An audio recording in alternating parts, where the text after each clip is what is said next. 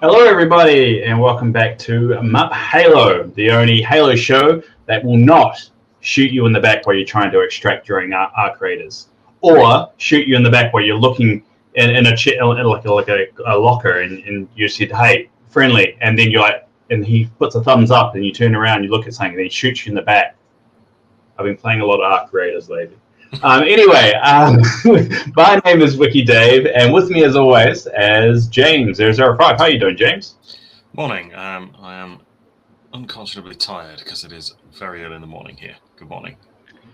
Yeah, it kind of brings me a bit of pleasure because it's normally the reverse when I do podcast recordings. Is I normally have to get up really, really late, so I'm a little bit enjoying this evilly. And with us again is Ash. What are I'm going to call you? Ash G099. I'm going to call you. How are you doing, Ash? I'm doing well, thank you. Weirdly, same time zone as James, but I am very wide awake this morning. Yeah, I don't know why you guys accommodated for my needs rather than your own, but yeah, I do appreciate it. Getting up really early for me.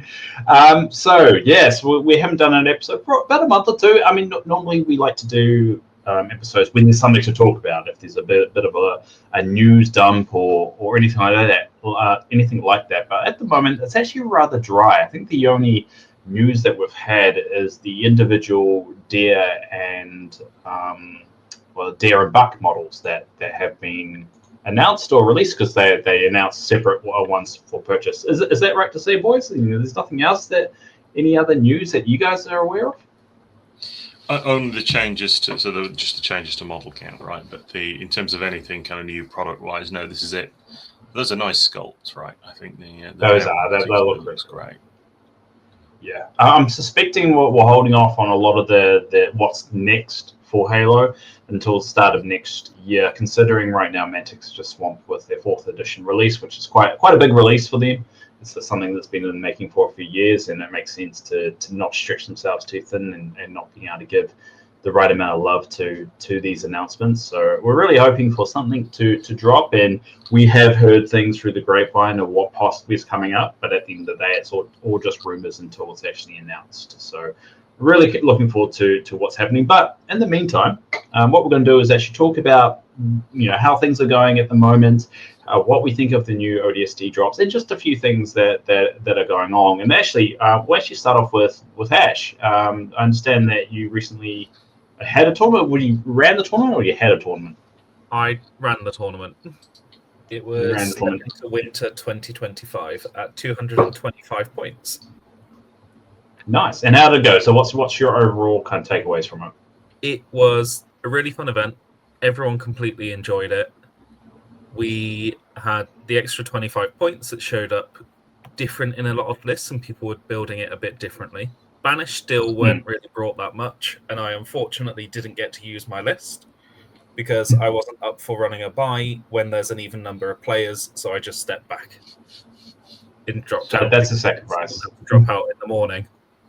But it looks like ODSTs are doing really well with mixed teams in general at 200 points and 225 points.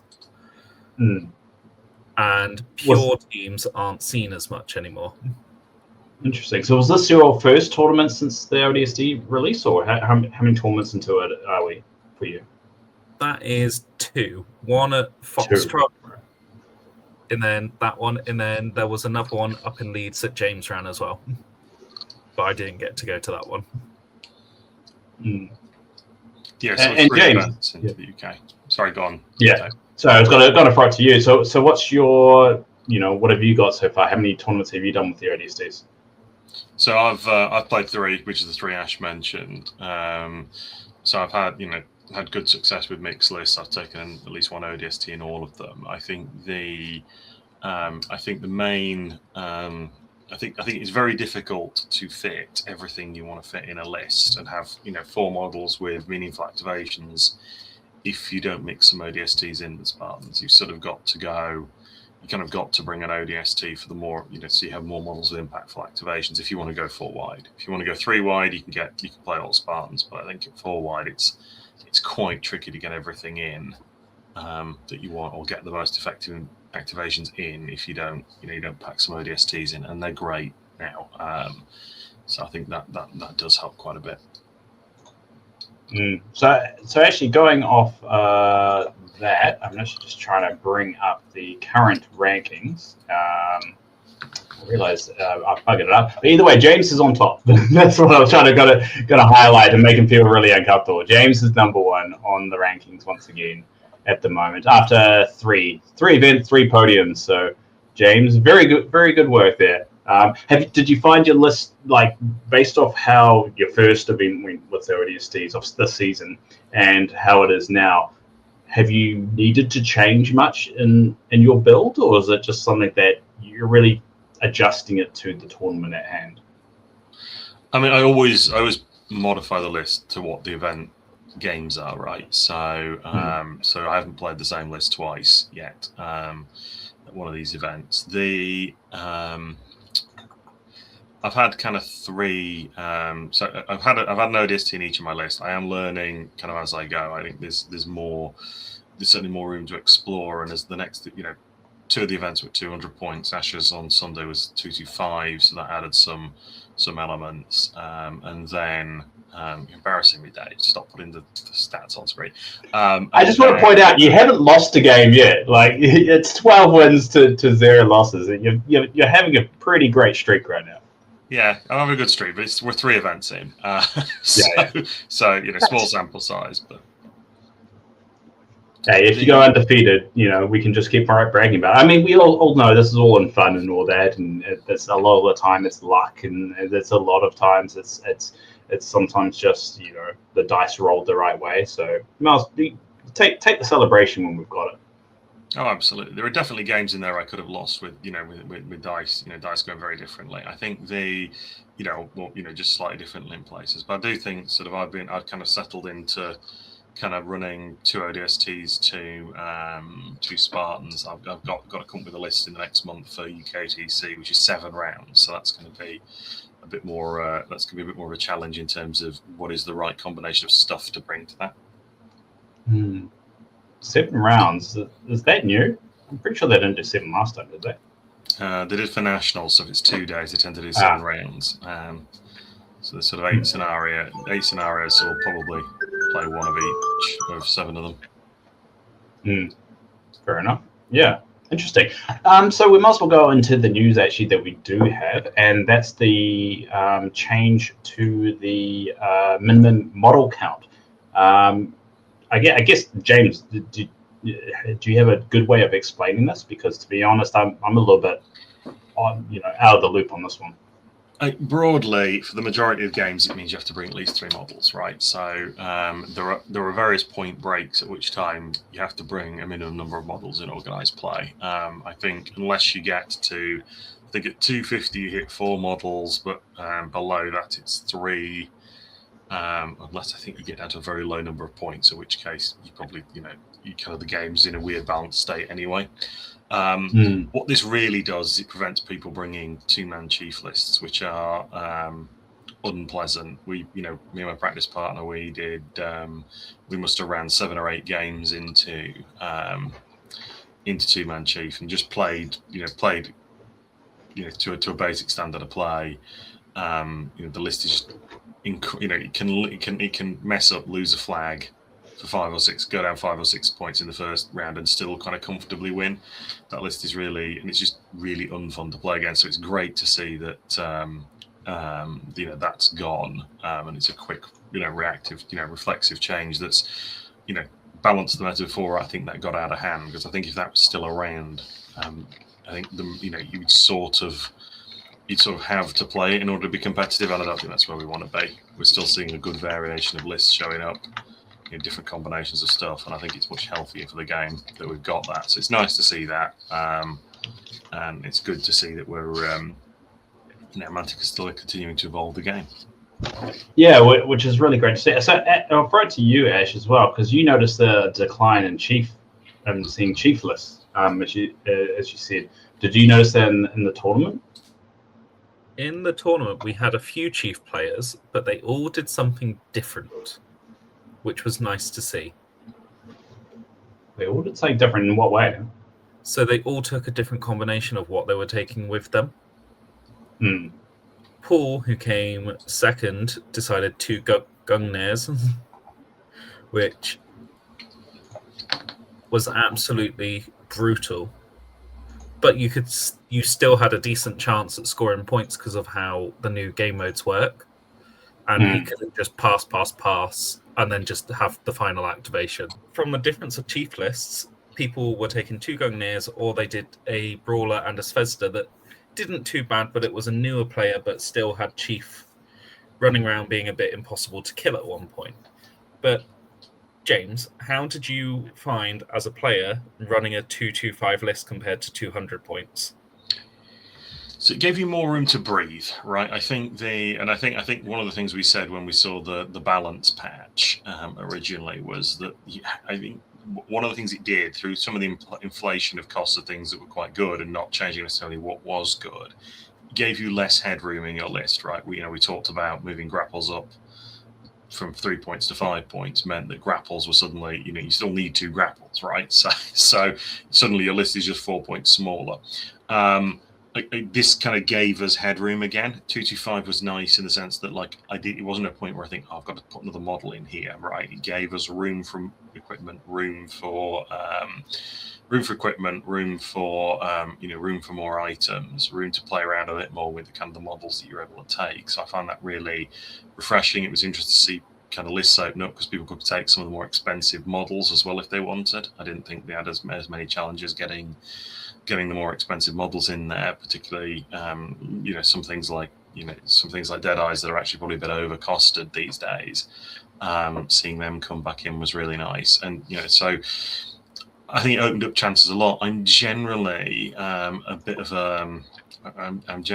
bit skeptical of changing things like points limits in games. I tend to prefer kind of repetition in event rather than kind of varying the points all over the place. And I've not enjoyed 250 before.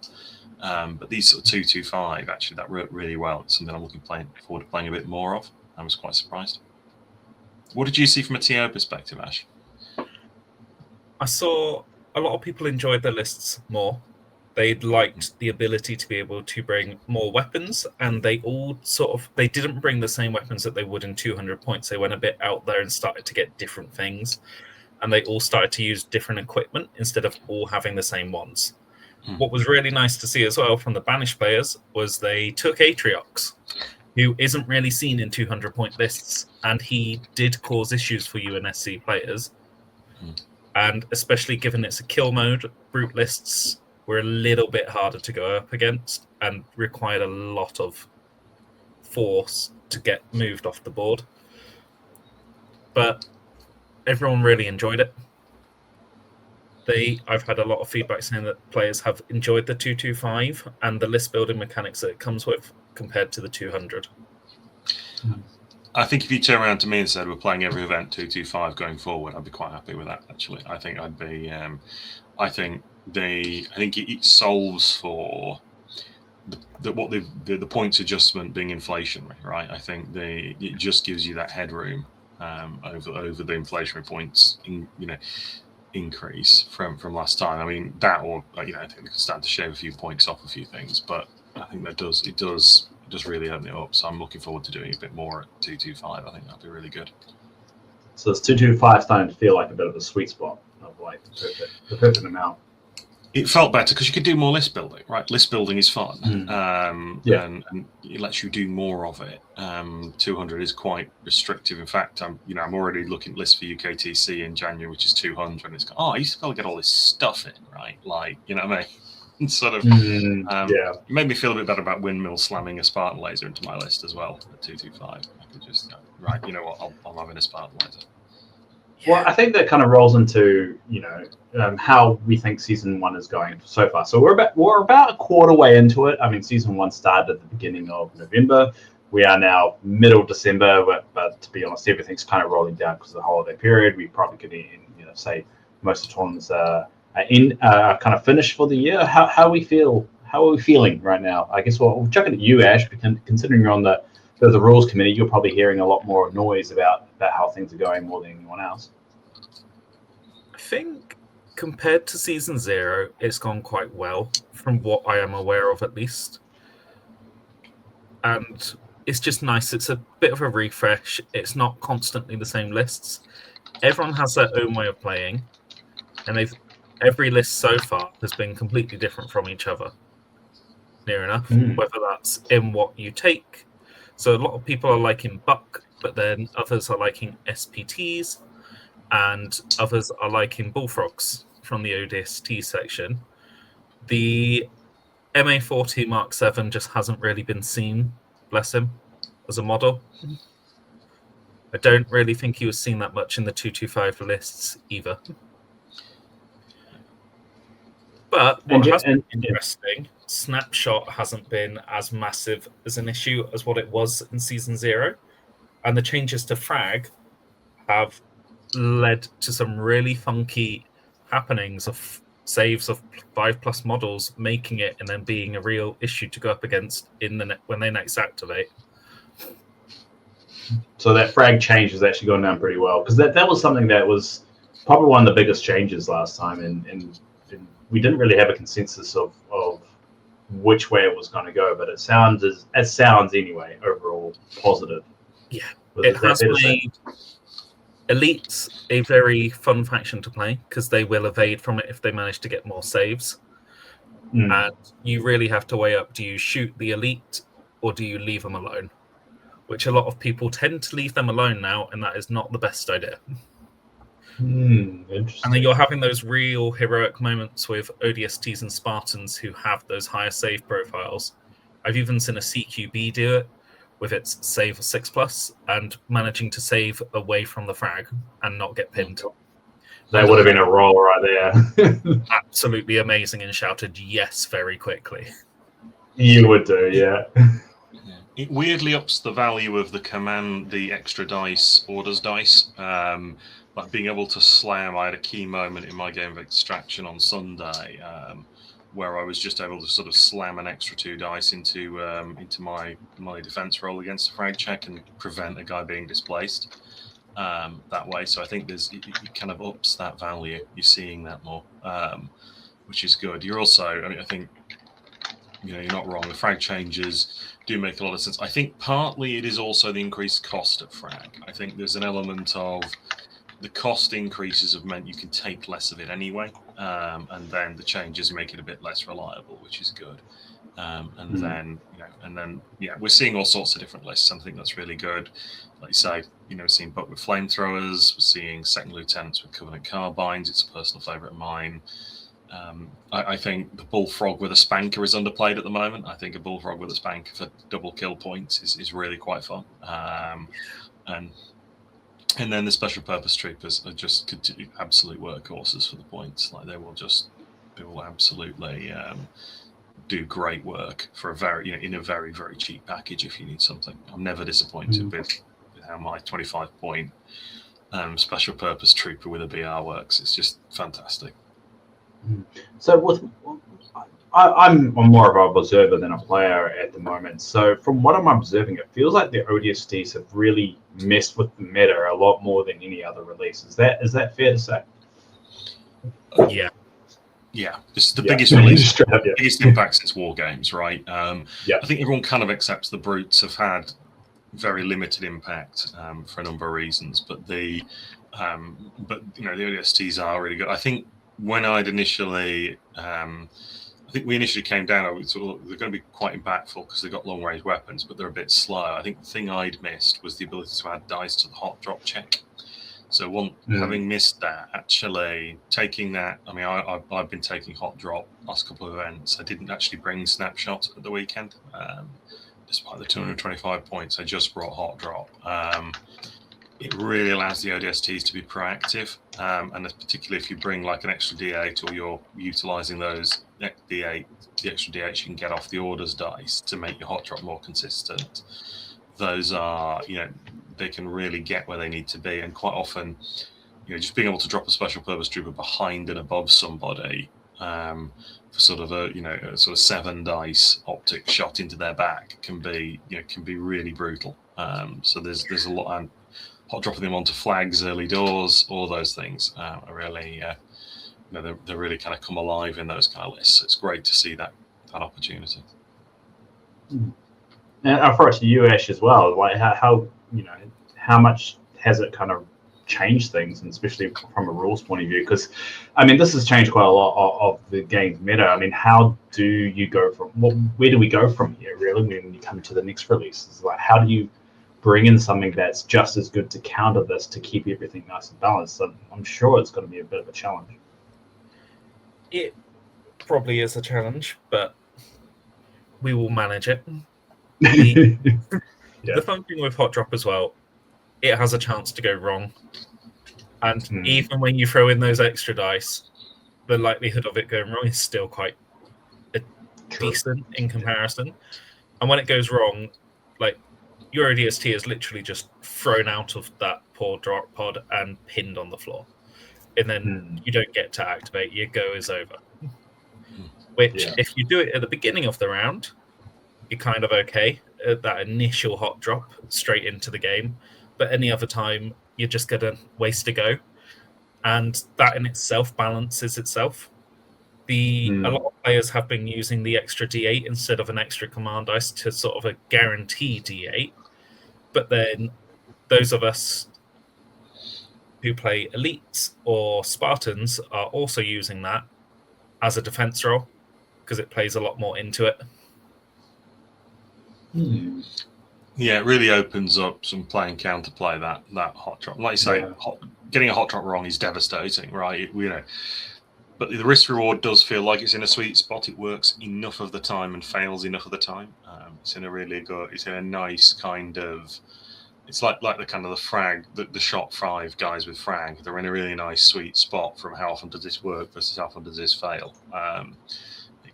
It feels good on the board, or at least just from my perspective. My biggest pain from Hot Drop is playing VIP.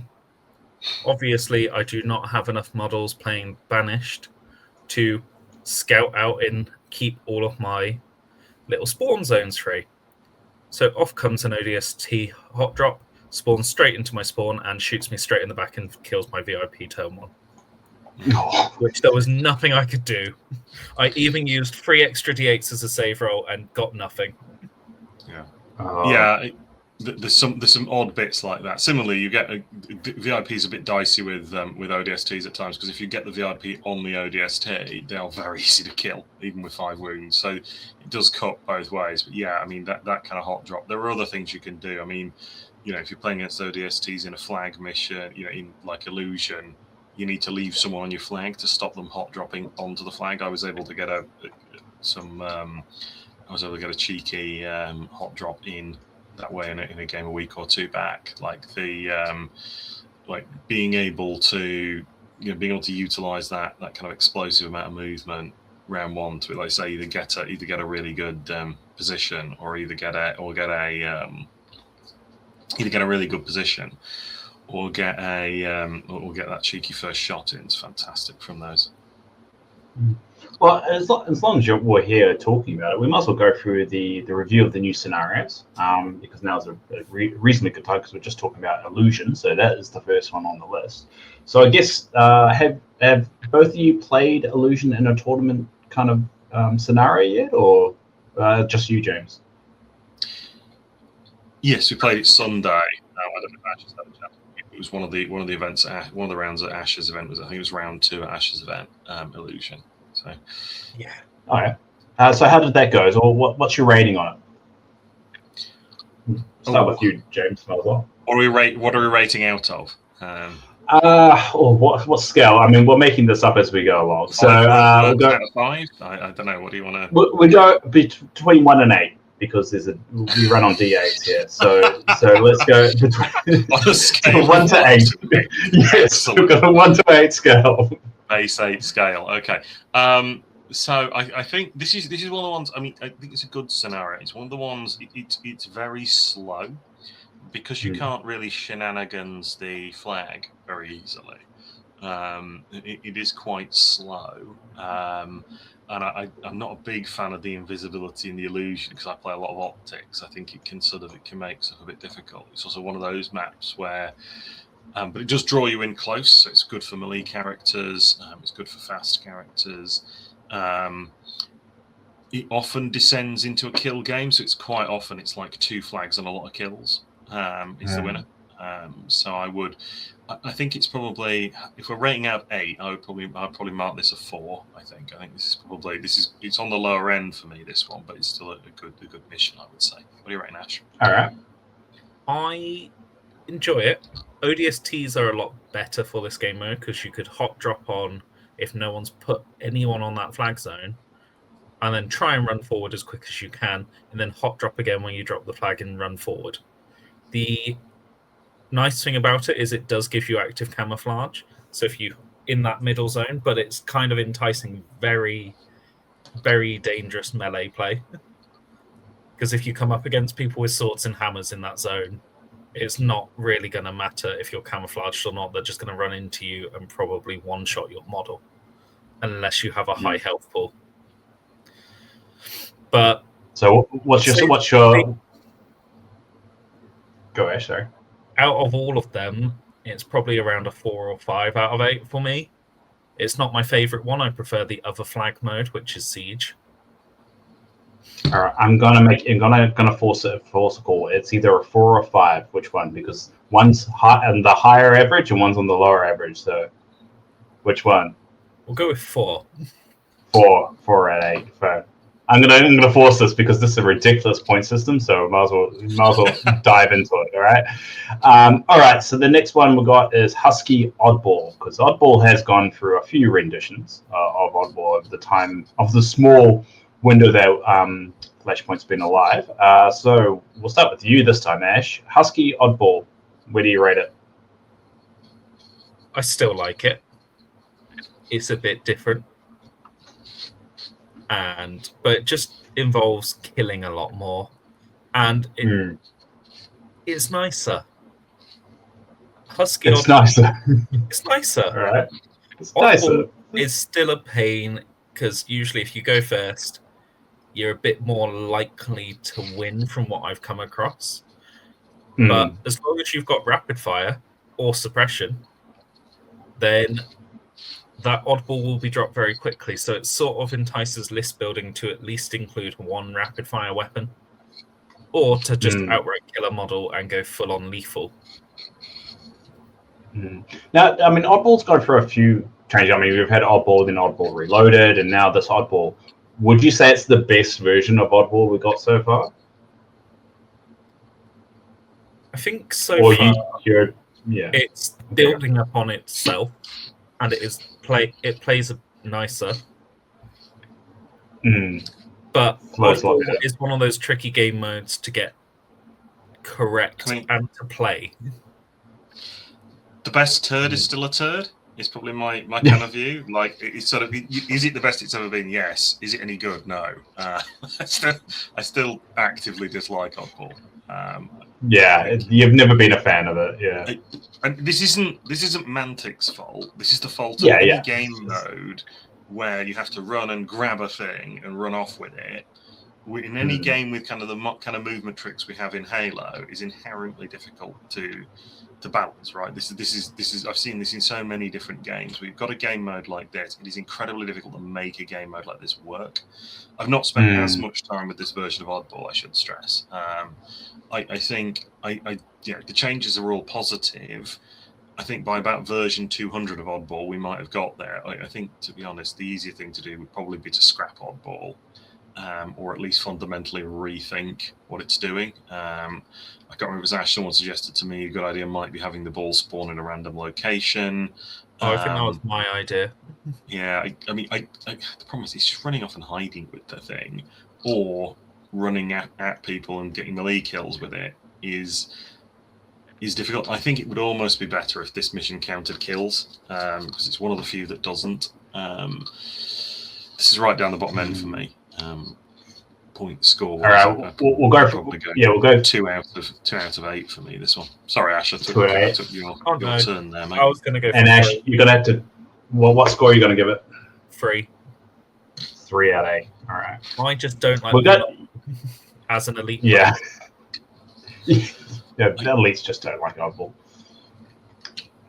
Cool. All right, so we'll go to the next one. We'll go Husky Extraction. Have you guys had any experience? Because I know this one was one of those rare ones that I haven't heard much about. Sorry, Ash. Oh, it was at the event on Sunday. How did it go? It went well. Like, the fact that you now get kill points in there as well as disarming and arming just meant there were so many different ways to play it and so many different things you could do in a turn. It didn't matter if you couldn't go disarm something, because if you have a bullfrog, you get 2 it counts as 2 kills for killing someone. So people were being a lot more riskier instead of trying to set up for the next round. Interesting. Yeah, I think we can. Is it worth just reminding people which one is which, right? So I think oddball people will know, and probably, but for extraction there's a diagonal line across the board. You deploy in opposite corners. There's a diagonal line across the board, and the active point is randomized to 1 of 4 points along the center line, the diagonal center line, between your 2 forces, and then you score 4 points for having raised your flag, which is an action, and that flag being up at the end of the turn. You get 2 points for lowering your enemy's flag, and 1 point for a kill. Sorry, it's probably just with a couple of these. It's probably worth reminding the audience. What is also quite nice, a lot of these game modes now have different achievements that you can go and get. Yeah. So for specific achievements, Husky Extraction, you can either arm one of the sites twice in 2 different turns and not have it be disarmed, or you can disarm twice for extra achievements to go for, which is nice informatic and sort of plays into the main objective of the game rather than the killing side. Actually, just to divert the conversation, because you guys have now dealt with scenario achievements a few times, how are you finding that integration? Has that been working? Yeah, they've worked quite well. Everyone seems to enjoy the achievements, and for this season so far, it looks like the achievements are a lot easier for players to try and get. Okay. What about you, James? Same feeling? Yeah, I do. I mean, I still think there are too many achievements on some level. I think we're kind of really pushing at the door of what we can expect players to remember at any given moment, but in terms of achievement-wise. But I do like the new achievements, and I do like the sort of their scoring is a bit more natural and fluid. There's still the odd one we've talked about in the past where tracking this is anybody's guess. Like, it's just very difficult to track. I do like, I do like Extraction though. I think you're going to have that nightmare game every now and again where it bounces to the wrong corner every time, and I think my opponent experienced that on Sunday. So much of that game is anticipation. I do have a bit of a love-hate relationship with it being only 2 spawn points. And them being so close together, it can be quite easy to get spawn camped on that map, which I'm not a big fan of. I think it could almost do with like a pressure valve 3rd spawn point each, somewhere towards, somewhere out to one side a little bit, where there is at least somewhere to get on board. If so you don't get spawn blocked. But otherwise, I think it's a decently solid scenario, that one. All right, so we'll go for the ratings back to the Husky Extraction. Ash, what would you rate it? For me, it's generally my favorite game mode, so it's an 8. 8 out of 8. Oh, that's a big call. That's a big call. I would agree though. It looks like a fun map. James, what about you? It's a 6 for me. It's a really solid game mode, and I'm never upset to see it in the pack. So it's a 6 for me. 6. All right, perfect. Now, we do have quite a lot of scenarios to go through, so we might start speed running a little bit of this. But just in case anyone is interested out there, we're reading off the Organized Play OP kit guide for Season 1. It's a free download. If you log into Mantic, you can actually go to the download section and download it yourself. So if you're a little bit out of the loop, maybe you haven't been able to have a chance to get your hands on the ODST kit, you can actually just download this and just take a look at it. So basically everything we're talking about, including those achievements, are in this pack. So you just read the PDF and get a little bit up to speed. So just figured out now's a good time to throw that in. All right, we'll go to Husky Strongholds. James, what do you feel about this one? So Strongholds is the 3 points across the diagonal center. Again, one is worth 2, one is worth 3, one is worth 4. So I hated this map in season 1. I think it was actively unpleasant, very difficult to play because one of you got to go last. That couldn't really be adjusted in any meaningful way. So once you got to go last, you always got to go last. You could just frag people off points. With the rules changes and the kill points included, this mission becomes much more interesting. I think incredibly solid, really good fundamentals. Like if you want to move out from, when you're one of those people that just play Slayer, right, and you want to move out into objective modes, you can't go wrong with Strongholds. I do think this is one of the stronger missions now. I think probably a 7 for me, this one. Ooh. All right, Ash, do you feel the same? I feel completely the same. It's quite easy to pick up and play. And if you want to just play Slayer, you can. Or if you just randomly stand on one of those points, you'll gain some extra points. And I did have a game against James where I went for a kill against his JFO and just didn't get it, which cost me the game. But it was absolutely brilliant. And it was like literally just the last move I had. So James is bullying people on the map as well. All right. And what would you rate that there, Ash? 7 as well. 7 as well. All right. Cool. All right. So Huskies looks like is the more, or the one that has the consensus of a favorite. We're going to now Headhunter OP. We'll start with you, Ash. How do you feel? I like it. The only issue I have with this is I tend to stockpile about 8 or 9 skulls in one cube before I score them. And that's just how I play. I do not decide to pick up the skulls and try and deposit them all throughout the game. I try to get them to one cube and then wait for my last moment of glory to try and win. So you like to do it in style, basically. Yeah. Basically, this is Slayer with when you kill someone, they drop their skull. You can only pick up your opponent's skull, and then there is drop zones throughout the map where you can go. A lot of people try and use the drop zone nearer to their spawn point, but that would require drawing in the opposition, or the middle zones tends to be quite better for it, and you will only gain points for depositing a skull. There is no points for killing. I think in a weird way, there is points for killing because you have to kill to get the skulls. Yeah. Think about it. Anyway, James, sorry. No. I mean, I think it's a really interesting one. It's the one I'm least certain of my feelings about probably right now. I really do. I think there's a lot of nuances. As with so many of these modes, so much of the skill in Oddball is kind of thinking about your positioning for what's going to happen later, right? So not just where do I need to be right now, but where do I need to be able to be later? So not, trying to avoid creating situations where you've got a mass of skulls you're then defending, and then you have your own skulls that you're then defending, that you're then adding more skulls to as your own guys die. So sort of spacing your own skulls out, creating angles where you can go get your opponent's skulls. Those are all really interesting.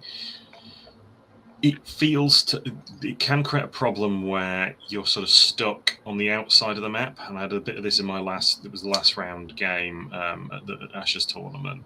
We had a bit of a stalemate where it was in neither of our interests to move off, to move closer to each other.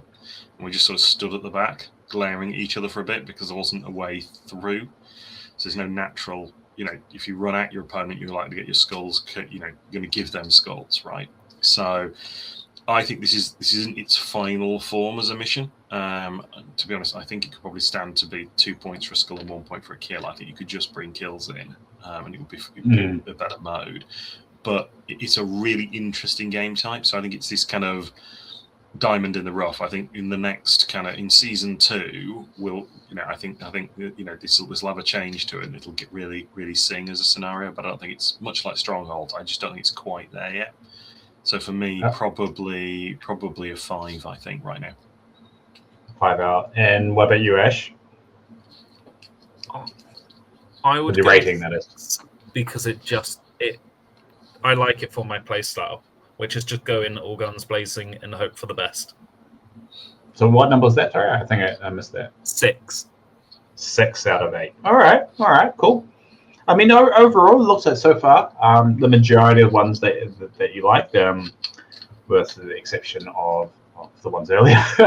Anyway, we'll go on to the next one, which is the Husky King of the Hill, which is this one. Initially when I looked over the pack, I'm actually intrigued of how this is actually played out. So we'll start with you there, James. So this is my favourite. I think with King of the Hill, there is so much of that figuring out where you need to be now. When are you overcommitting? Nuancing when it's worth killing and not killing, which it shares with extraction. Just figuring out actually, hedging your positioning so that you can be ready for wherever the hill goes next. While trying to score the current hill, not overcommitting to a hill, not overcommitting to the first hill. And sort of stranding your people. There is, there are tons of, there's tons of kind of nuance to this. The more you play it, I mean, at surface level, you can just run to the place it is, pick thing, plant flag, but being able to herd people into zones, trying to get your opponent to overcommit to a flag in a particular zone, and then hopefully it moves somewhere they can't get to next round.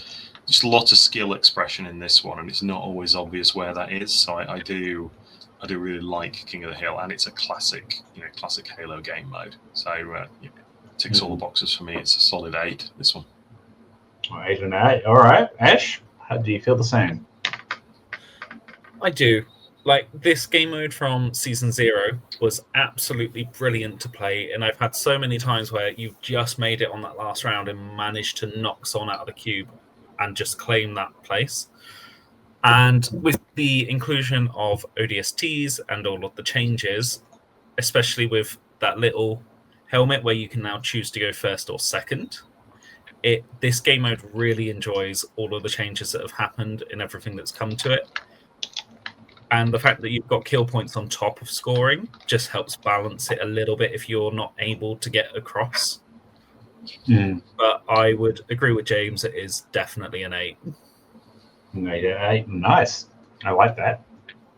All right, we'll go to the next one, which is VIP OP.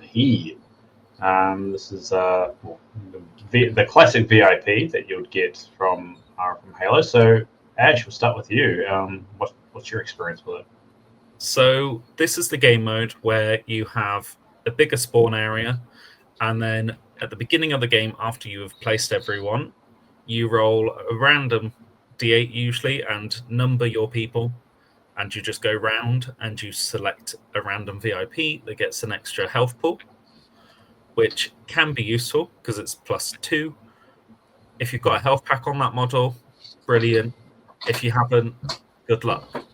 The one thing that I'm not enjoying about this as much is people are running into the L-shaped buildings, which is to the left of where you are as a player, and just hiding in that corner with their VIP and not being as risky.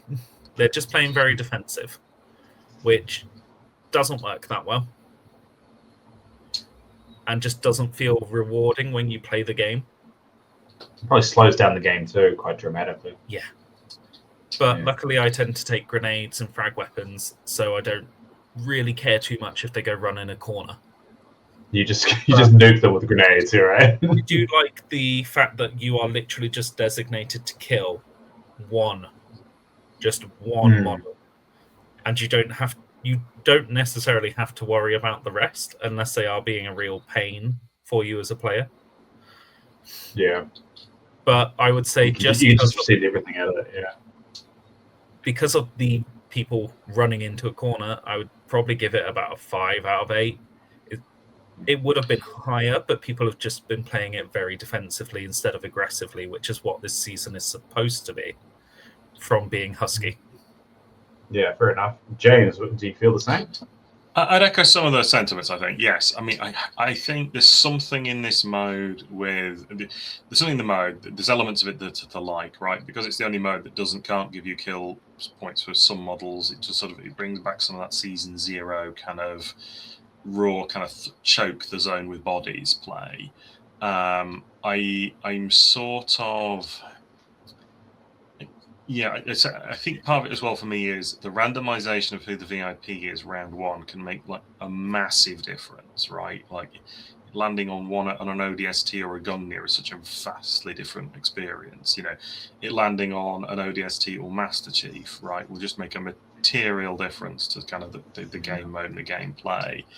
I think I'd love for there to be I'd love for us to sort of for some changes that enable kind of force the VIPs into the to be more available to kill. Now that might be something to do with slightly more spawn points. It might be something to do with with the way the map layout is. But I think bigger than that for me, I think is sort of it's that first selection of VIP is so dicey. So I don't dislike it. I think it's probably about a 5 for me. I'd love to see some sort of change where it was like both you and your opponent nominate a model on your side that it can't be, and both you and your opponent nominate a model on your opponent's side that it can't be. So like it doesn't penalise you for bringing. If you've got one ODST, you can say, well, it's not going to be that one, and if you've got a Master Chief, you can say, your opponent can say, yeah, well, it's not going to be Master Chief, right? So you can sort of that would smooth it a bit and then randomise from whatever's left if there's anything left after that. I think that for the opener would just make the game a lot less dicey in the opening moves. But yeah, I'm a bit either way on this. It's probably about a 5 for me. Yeah, it feels like more of a luck-based scenario rather than anything else. If you just get unlucky, you're really on the back foot. Can't really do much from that point. It is mostly list building. It is mostly list building and then randomization, random dice rolls. There's a lot less skill expression, I think, in this than some of the other modes. Some of it in your activation order is important because you're controlling where the VIP can move to next. But a lot of it, is throw dice at enemy. Yeah, fair enough. Do you would agree with what James said there, Ash? Yeah. Yeah. Okay. All right. We'll just move on then. Sorry, I was trying to open things up. Anyway, last one. Actually, the last one we've got on the list is Husky Siege. This is one of the, I believe, one of the newer ones with the Siege. All right, we'll start with Ash. Did you have anyone playing the Siege in your TO? So this was the one not included in my pack, but will be definitely in the next one. But we have it at Foxtrot. We did Husky Siege, and this was a really enjoyable capture the flag and go score it kind of mission. So your flag will, but the very fun thing with this is it's one flag that will spawn between both of you two. So Husky Siege is one of the newer scenarios that has a very different way to play. So it's only one flag between both teams, and it has a random spawn point at the beginning of the game. And you both have an L-shaped spawn area at the bottom of the map, which works really well. The nice thing about it as well is you will still gain points for capturing a flag, which you can also steal off your opponent because there's only one between both of you, and it acts like a weapon drop. Or you are able to get kill points by killing other models. The only issue is if you do decide that you want to use the kill point version very early on, you're going to potentially spawn them a lot closer to that flag. But it plays really well. It usually gets very aggressive in the middle, and it's almost a race to see who can pick up that flag and try and score as quick as they can. It looks like a fun map, to be honest. Yeah, it is. Pro tip, just rotate the map through 90 degrees when you set it up and play left to right or right to left. Don't play near to far. If you look at the map, both the deployment zones are at one side, so you end up with like one of you kind of reaching across the table really awkwardly. So just rotate the board 90 degrees when you set it up. Yeah, I like this one a lot. Of the new game modes, this is my favourite, right? You know, there's a lot of nuance to when to score with a flag, when to halve the flag but hold back, to prevent your opponent sort of immediately scoring themselves. You know, when kills become relevant versus flag scoring is really interesting in this. The spawn locations. It stresses all sorts of different capabilities in your list. You know, it's a really, really interesting game mode. So this is by far my favourite. I do think this is partly why I rate Illusion a bit lower. Is like there's 2 flag games here. One of them is infinitely preferable to me, and it's this one. It's Siege. I think Siege is a fantastic new game mode. Loving it. Yeah. And I'm guessing that's your 8 out of 8 on that one. 8 out of 8 on that one for me. And Ash, what about you? Where did you For me, score it? It's a 7 because the last time I played it, I lost. Okay, that's fair. The flag just, but I was very close with kill points, but the flag just didn't let it happen. Fair enough. Well, yeah, I mean, you kind of, all you guys' comments on all these is kind of in line with my thoughts without actually playing them. So I'll be interested to see. I really want to play Siege. That is one particular map I want to play very competitively against, and yeah, that looks like a lot of fun. So it's good to see that it's all kind of rolling out the way it all is written down. So that's exciting. It's very exciting. I guess any other final comments about that new scenario list? I mean, obviously there's going to be a few that need a bit of work, oddball, obviously. But any other additional comments there? Not from me. No. No, I think we've covered it. I think just my general encouragement to the audience: try these out. If you're one of those players that just plays Slayer, there's some options in here to go play some very similar modes, bring the objectives in. But all of these are worth a look. They're really fun. Particular shout out to King of the Hill, but I think if you're more of a Slayer player, Strongholds and Siege are very killy, but produce a sort of some additional factors through that flag. So yeah, definitely worth a look. And I do stress that the PDF is available to everyone. It's free, and you don't have to have the ODST box or anything like that to play these. You can actually just, if you've got the Spartan edition, the Recon edition, you can just download this and play it for yourself. So don't feel like you're restricted to be able to try out these map types. They're there for everyone, and I think that's one of the great things about how the game is currently set up, is that the barriers to entry is a lot lower than possibly some other games that you buy the first kit, and a lot of people feel like if you're not keeping up to date, you're going to be out of the mix. But this is one of those few scenarios that's not actually true. So I do encourage anyone, if you can, download the PDF, take a look, even just play the games themselves, and you can essentially be in the mix just like everybody else. And as well as the PDF, you've got the Halo app where the organized play scenarios are on there as well, and they're all free for anyone with your The subscription is literally just signing in. You do not have to pay for the app to get access to these. If you pay for the app, you just get some bonus things that come in, like the ODST and Defiance, little books, and a load of list building mechanics, which is really good and really handy if you like to build a lot. And I think it's really going to help this game grow and expand as well. Is to be able to just go to anyone that goes, hey, you maybe if just someone just observed a tournament and you get, hey, I really want to play in that. The barrier to entry is getting lower and lower as this game grows and continues to be around. So I'm actually really excited to see what this next year is going to bring, especially with people, the game continuing to evolve and more things being added, how it's going to change the tournament scene, because it feels like it's currently pretty stable and it's pretty good. It's a good game. It's just a case of now let's see how much legs it's got. Well, that's my feelings anyway, being on more of an observer. But I guess just to start to wrap things up, because this will be our last episode of the year. How do we feel about the state of the game at the moment? We'll start with you, James. Do you feel like we're in a good spot, but more work is needed, or do you think that the direction at the moment is good, and you just want to see it keep going.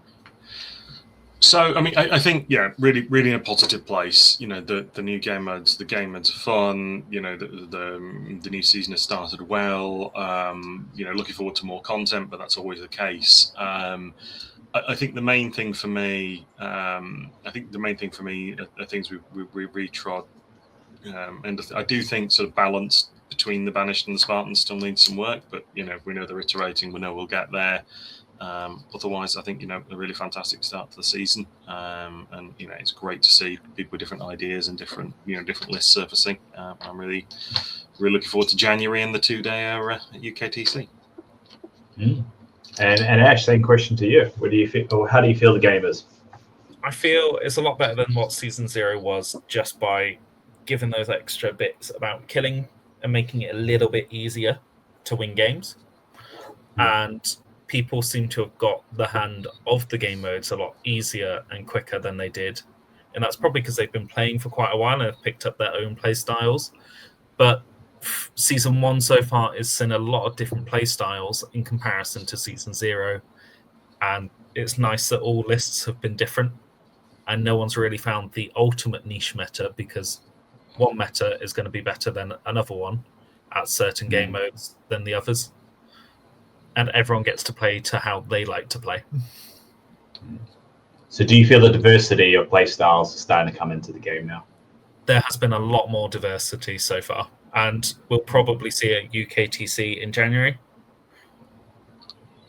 as well.